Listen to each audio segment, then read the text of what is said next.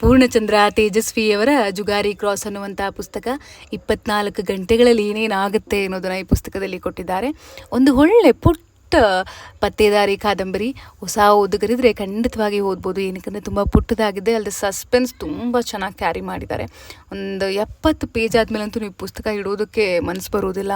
ಮುಂದೆ ಏನಾಗುತ್ತೆ ಅಂತ ಕುತೂಹಲನ ಕೆರಳಿಸ್ತಾ ಹೋಗುತ್ತೆ. ನಾನು ಇನ್ನೊಂದು ಯೋಚನೆ ಮಾಡಿದ್ದು, ಸುರೇಶ್ ಮತ್ತು ಗೌರಿ ಗಂಡ ಹೆಂಡತಿ ಇಲ್ಲಿದ್ದಾರಲ್ಲ, ಒಂಥರ ದೇವರು ಮೇಲೇ ಬರೆದು ಫಿಕ್ಸ್ ಮಾಡಿ ಕಳಿಸಿರುವಂಥ ಮದುವೆ ಅಂತ ಹೇಳ್ತಾರಲ್ಲ, ಆ ಥರ ಇವರಿಬ್ಬರದು. ಅವನು ಹುಚ್ಚ ಅಂದರೆ ಅವನ ಹೆಂಡತಿ ಅವನಿಗಿನ್ನ ಹುಚ್ಚಿ.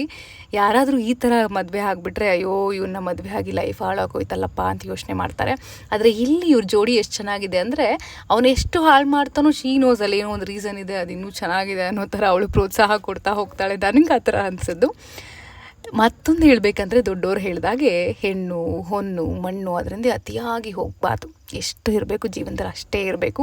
ಈ ಪುಸ್ತಕ ನೋಡಿ ಅದರಲ್ಲಿ ಆಗುವಂಥ ತೊಂದರೆಗಳನ್ನು ನೋಡಿ ನನಗೆ ಅನಿಸಿದ ಹಾಗೆ ಸ್ನೇಹಿತರೆ. ಧನ್ಯವಾದ.